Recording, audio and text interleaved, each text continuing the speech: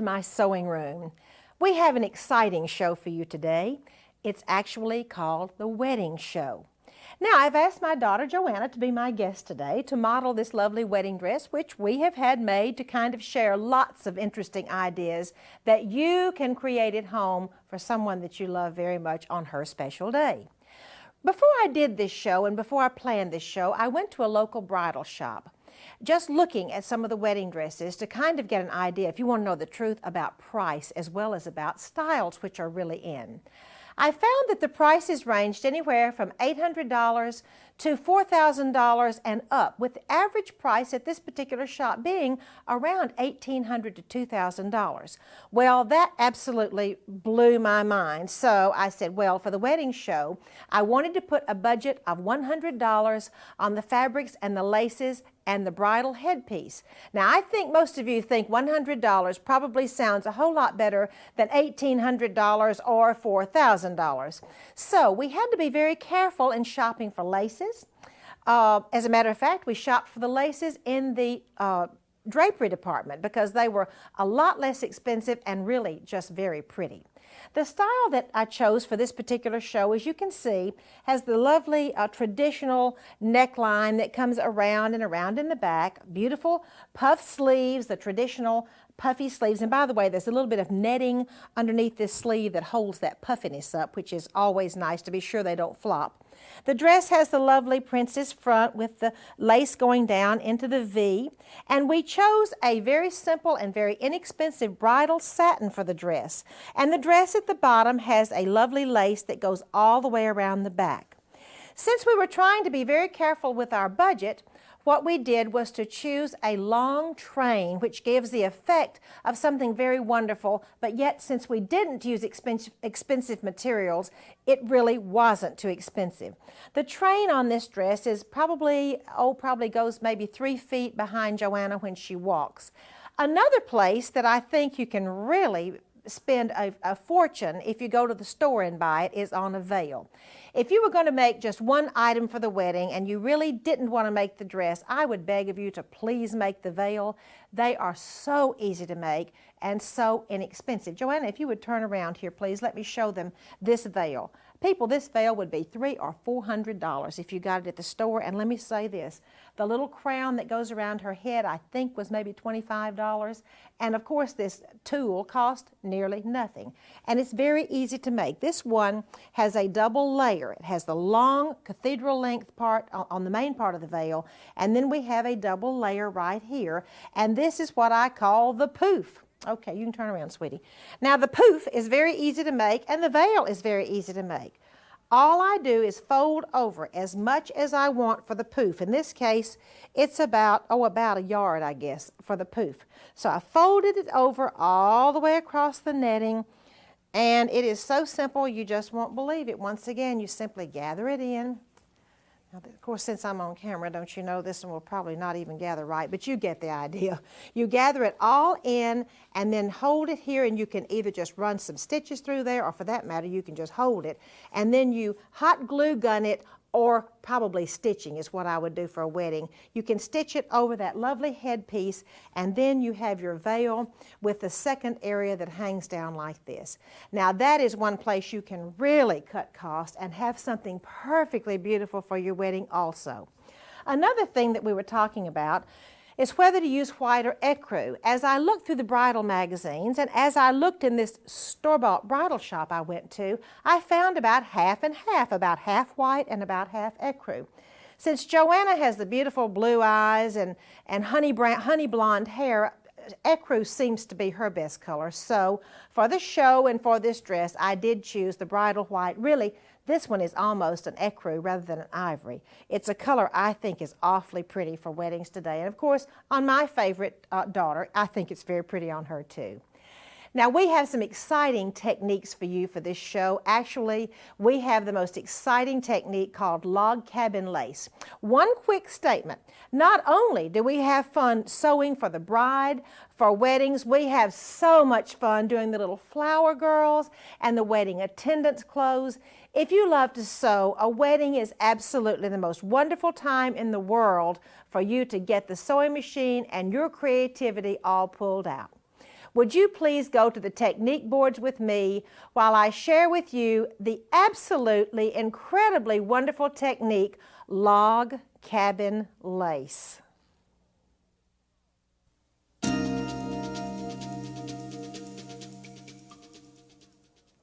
I think sewing for little flower girls for a wedding would have to be my favorite type of wedding sewing to do. This wonderful little white dress is for a little flower girl. It has log cabin lace in the bodice with a little hand loom rosebud. It has log cabin lace on the little sleeve. See how gorgeous that is with the double needle pin tucks at the bottom. And traveling on down the skirt, let me hold this out for you so you can see. Beautiful log cabins are on the skirt too, with lace all around the sides and double needle pin tucks before the little ruffle appears at the bottom of this little wonderful frothy creation. That's the white flower girl dress. Now we have an ecru. This one's done out of ecru silk dupioni. If you will notice, the log cabins are in this little bib that is right on top of the dress with little flowers, and there's wonderfully interesting lace shapes which come at an angle at the bottom of this little bib. Log cabin technique is really very easy. Here's how it goes.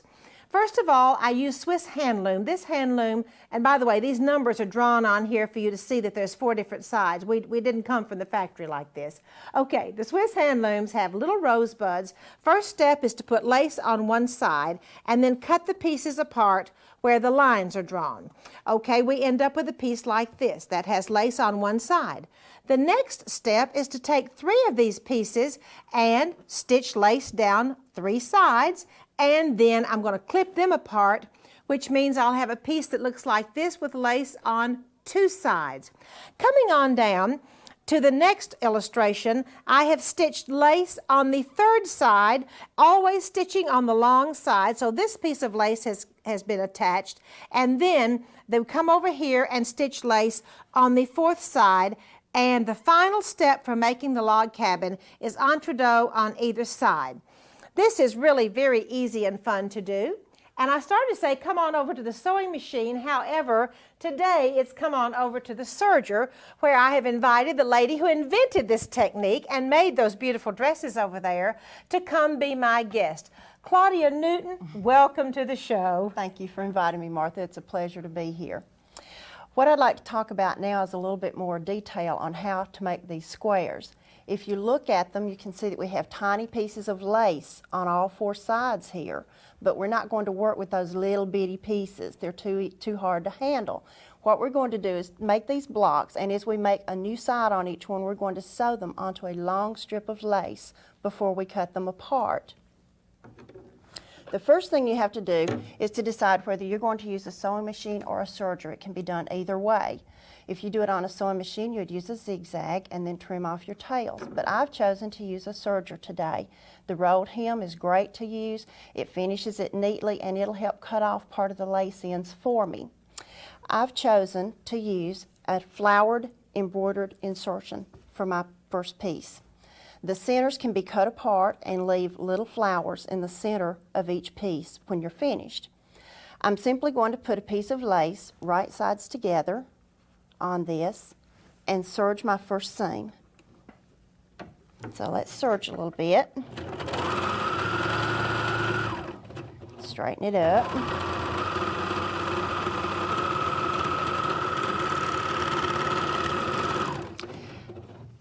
When I have my finished piece, I'll take it to the iron and press it open. And it's going to come out looking like this. Then you'll come in here, and since these are embroidered, I can cut apart right down the center of it and start making my little pieces. And there you're ready to put on your next side.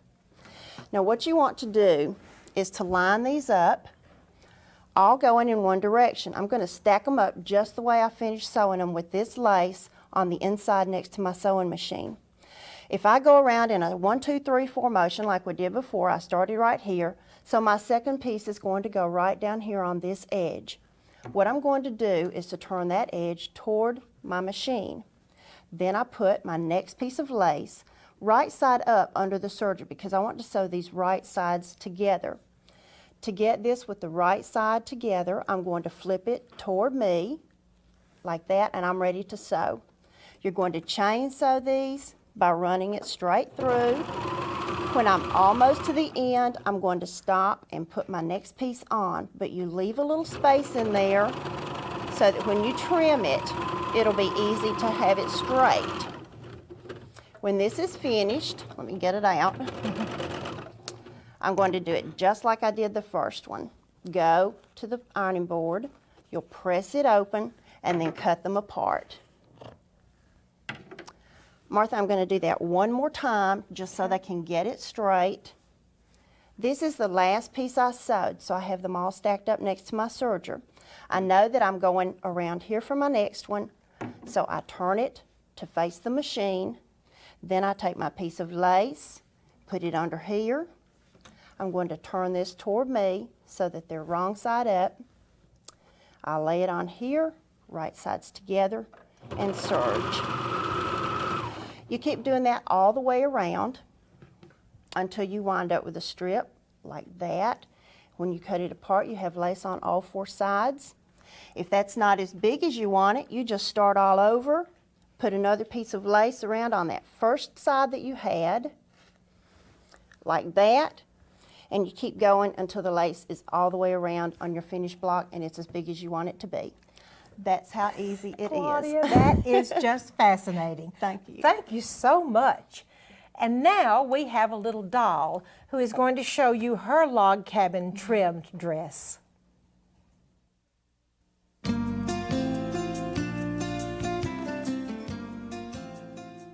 I think my doll is ready to be a flower girl in her absolutely beautiful ecru silk dupioni dress. Now then, she has pin tucks across the bodice of her dress and little silk ribbon bows, and the silk ribbon has been run through the entredot, making a really sweet trim. The really special part of this dress, though, happens to be the sleeves. Look at that. The log cabin and the lace and the entredot. That really makes up about half the sleeve. Isn't that a precious little doll dress? Now, it's very easy to make those sleeves. Let me refresh your memory one more time, just what Claudia has just taught, okay? Let's start with step number 1. The first square has lace on one side. Next, lace comes on side number 2. Remember, machine sewn or serged. Next, lace is put on side number 3. And next, lace is put on side number 4.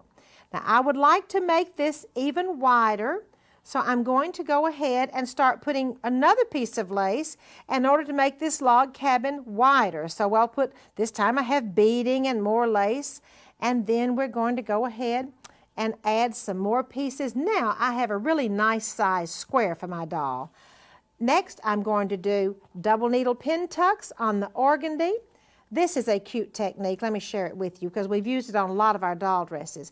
To use entredot and make it have little beading in it, simply take a needle and thread and pull silk ribbon through it, and it makes a wonderful trick just to put a little bit of color in your beading. Very, very exquisite.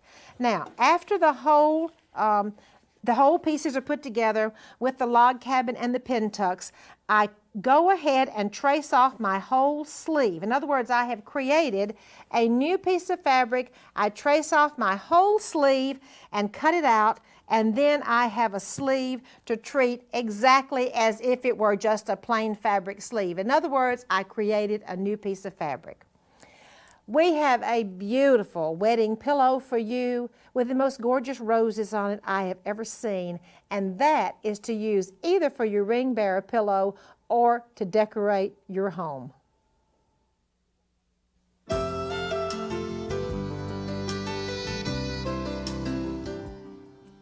I'm happy to have as my guest today, Kathy McMakin. Kathy is construction editor of Sew Beautiful magazine. Welcome to the show, Kathy. Thank you so much, Martha. Today we have a lovely pillow for you. This is a beautiful wedding pillow that would be perfect for a gift, or you could even use it as a ring bearer's pillow. You could probably put the ring somewhere right in here on this center piece of fabric that's clear from all the roses. you can see that the little cherubs on the side carry this beautiful lame ribbon across. There's organdy with gold-edged ribbon all intertwined within the roses. And then we have a beautiful bow at the top that's just made from wired ribbon, a 3-looped bow made from wired ribbon. And then we even have some little pearls that are running through here. So it's the perfect pillow for a wedding. What we're going to show you today is how to make the inside pieces of this rose. Kathy Brower showed you on our last show how to extend the rose to make it a little larger. So what we're going to do is we're going to show you how to make the inner part, and you can make that one as large as you want to. What you need to do that with, we'll move right down here to our piece of ribbon on our table. We have plenty of ribbon, and this is just a satin ribbon, and the size of the ribbon will depend on the size of your flower. For a larger ribbon, you'll have a larger flower, smaller ribbon, smaller flowers.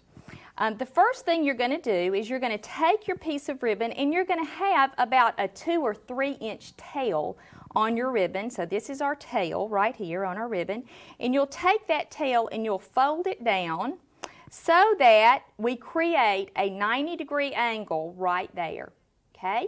Then this is actually going to be the top part of our flower. So we're going to take this, and this is the center. We're going to fold it over once, again, again, and again, so that we end up with a very tight center. So if I mash on this, it feels very tight. Then you need to take a needle and thread, and you need to stitch through all these layers right here so you don't lose the center of that flower. All right, so we're stitching through all the layers, and then I'm just going to let my needle and thread just hang. Then we take the ribbon and we fold it to the back, and we pull that edge up and rotate the center so that we pull that folded edge up to the center of the flower. Now I'm going to pull that this way so that you can see what the center of the rose looks like.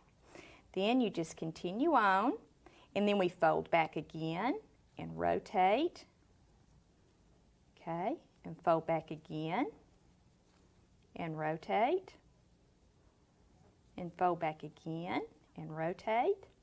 So do you see how we're creating the inner part of that flower?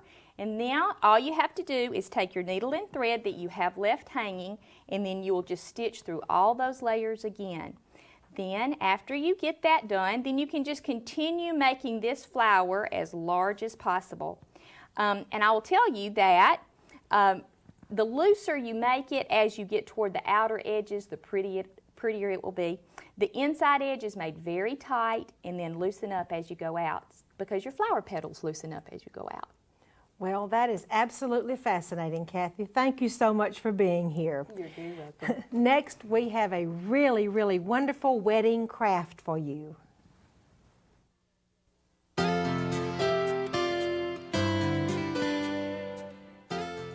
I think your little flower girl will love this little flower basket. It almost looks like a little purse, and actually it could be used for a purse. Isn't this sweet? It's out of Swiss batiste, has ribbons on the side, lace down the front, and lace all the way down the front, and then the most beautiful French lace is gathered really full all the way around it, and then a French lace handle. Very easy to make. Here we go. It has to be as pretty on the back of this little basket as it does on the front. So the layers are a layer of Swiss batiste, a layer of batting, a layer of Swiss batiste. There will be one of these for the front and one for the back. Now I've used this lovely French gallooning to go right on the front of this little basket, and I have to finish off the top. Remember, she's going to put her little petals in there, reach your hand in there. So I'm going to finish off the top of each one of these pieces by folding some lace over. I'll move my hands in just a minute, and then I will simply stitch it down. Now this little flower basket is put together almost like you would put together a pillow. So I'm going to gather my lovely wide French lace and put it down right along the edge. I'll gather it all the way around, which I haven't gathered it all of it right now for you. Then I will take the other side of the basket, the back of the basket or the front of the basket, and I will place it right sides to right sides. Now wait, I've got to put the handle in. The handle is simply the lace folded in half. I'll put the handle in here and the handle in here, and then I will stitch all the way around this, turn it right side out, and then I will have this absolutely beautiful little basket. A couple of more little details. There's a little rosette sewn right here and wonderful ribbons that stream down, and you could use the ribbons in any color that you were going to use for the wedding. Actually, I think this would be a sweet little Easter purse too if you have a very fancy little girl that likes very fancy things.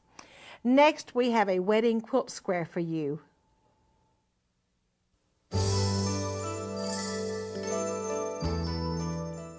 The wedding quilt square has beautiful handmade flowers on it. Look here, a grosgrain ribbon, a little bit of taffeta. The pods are what I'd like to show you how to make and how to roll this flower right here. Those little pods are really very easy to make. First of all, you fold your ribbon and stitch it. Then turn it right side out and run gathering threads on both sides of this variegated ribbon. Then you pull up the gathering threads and it makes a little pod, which you go ahead and stick your batting in, and then you pull the gathering threads on the bottom, and that makes that wonderful little ribbon pod. Isn't that sweet? I just love it. Now, the rose is very easy to do also. Kathy McMakin has just shown you how to roll the center part.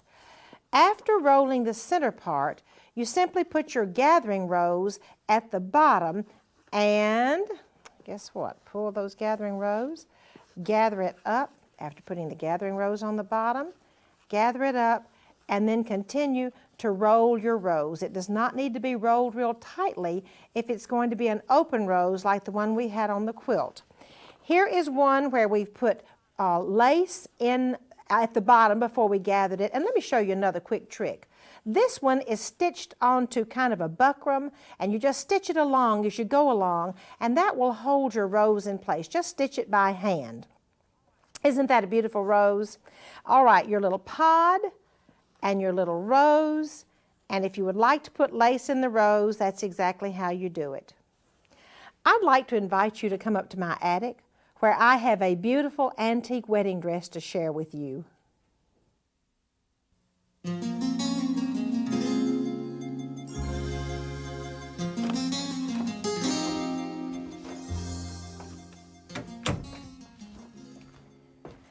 The antique wedding dress I'd like to share with you today, I purchased at an antique textile show in Massachusetts. I think you're going to like what you see here. The dress has a lot of handwork on it. As a matter of fact, the front of the dress, the lace is connected with faggoting. Then the laces are gathered to go down the front of the dress, as you can see here. And then the lovely sets of pin tucks. Actually, each one of these sets of pin tucks has 5 pin tucks right here on each side. The skirt of the dress is just as magnificent, since this beautiful lace and the hand faggoting goes all the way down the front, and the tucks are on either side. The tucks are a little bit bigger on the skirt, but still there are 5 tucks. Every time I see tucks on this dress, there are 5. The center bottom is absolutely beautiful. The faggoting and the lace continues all the way down the front, and then the side panels have 1, 2, 3, 4, 5 tucks, faggoting and lace, more tucks, and then a little tiny ruffle, more tucks and lace at the bottom. I don't think you could find a more beautiful antique dress than this one. I'm going to pull it up and turn it around so you could also have a little quick look at the back. If I can move my hands out of the way so you can see. You see it has a curved back with more faggoting and more tucks traveling down to the waistline. Isn't that a beautiful dress? I thought you would like to see what someone around the turn of the century might have worn for her wedding. Thank you for joining me in my wedding show today. I hope you've enjoyed it as much as we have enjoyed bringing it to you. Won't you join me next time in my sewing room?